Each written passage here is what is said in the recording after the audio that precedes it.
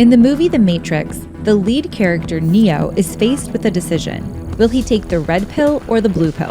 The red pill represents the choice to find out the harsh truth about reality, while the blue pill represents staying in blissful ignorance within a simulated world, essentially choosing to remain unaware of the truth. But did you notice there's an even more complicated question at the heart of this movie? Later, Neo meets with the Oracle in her kitchen as she's baking cookies. "Don't worry about the vase," she says. Neo turns to look for the vase she mentioned, knocking it on the floor in the process. The Oracle then quips, "I said don't worry about it. What's really going to bake your noodle later on is, would you still have broken it if I hadn't said anything?"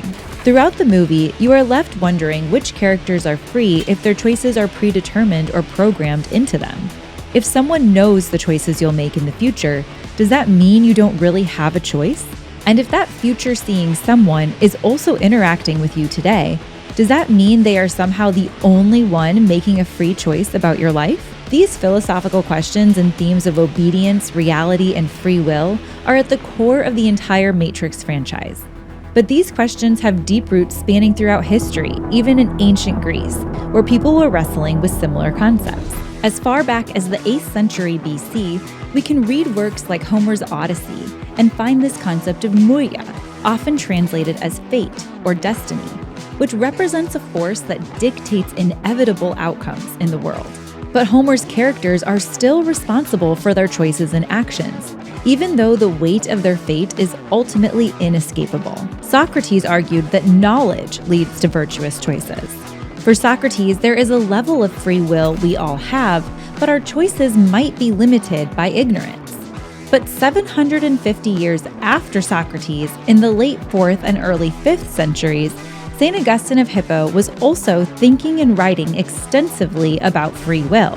For St. Augustine, humans possess free will, but their freedom is limited by sin and cannot fully choose the ultimate good on their own without God's grace. Grace allows us to turn toward God and cooperate with His purposes.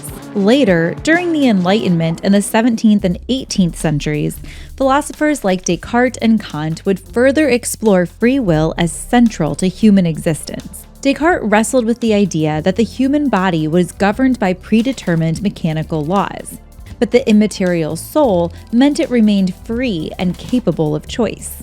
Throughout history, we see these essential questions. Does submitting our free will and following a higher power or a higher moral order make us less free? What does it really mean to make free choices? If freedom is simply the absence of restraint, then perhaps any form of obedience might appear as a limitation. But as thinkers from Socrates to Kant have suggested, freedom isn't just about acting on impulse or evading control.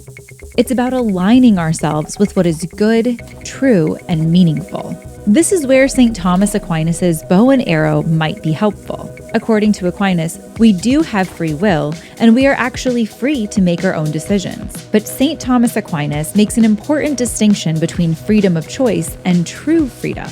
He argues that true freedom is not about unrestricted choice and being free to choose whatever we want without someone or something imposing on us. True freedom is about our ability to make a decision fully in line with our reason and virtue. It's true, you're free to choose whatever you want. But choosing to not follow reason and virtue actually makes us less free. For example, you could choose to drink alcohol every day and develop an addiction and ultimately become less free to choose not to drink. In this way, choosing against virtue and goodness shackles our free will over time. St. Thomas Aquinas gives us an analogy by describing a person who shoots an arrow. The person freely chooses the target, but the arrow must follow the laws of physics and the proper trajectory to hit the bullseye. In the same way, human freedom is real, but it must follow the moral order to reach true happiness. Surely you're free to use a bow and arrow however you want, but if the goal is to find happiness, we have to use our reason and intellect to figure out what is right and good. So while it might at first feel limiting to submit to a higher law or to God's will, the question we really have to ask ourselves is, do we believe there are right and wrong choices we can make? And will we choose the right thing, even when it's hard?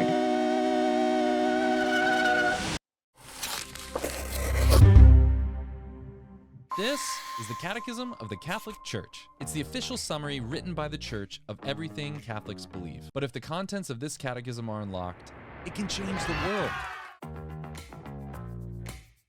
We believe the Catechism isn't a dry, dusty textbook. It's a gift. It's the faithful echo of a God who desires to reveal himself to us. We're creating content that's relevant, watchable, the type of content you want to share with your friends. And all of this will be free to the world and translated into multiple languages. Relationships are that way for sure. It's about getting to know someone and then trusting that person. Las relaciones son así. Se trata de conocer a alguien y luego confiar en ese. Dépendait fréquemment de la foi des gens en lui et en son pouvoir. Dependia da fé das pessoas nele. Jesus também foi modelo de fé porque confiou. We're transforming the letter into a living voice for the modern world. We're creating videos, stories, animations, podcasts, social media. We're creating content that's relevant, watchable, the type of content you want to share with your friends. To help people fall in love with the Catechism, the Church, and the heart of the Catechism, Jesus. Join us and help unlock the Catechism for the world. Join in the project to retransform the letter into a living voice.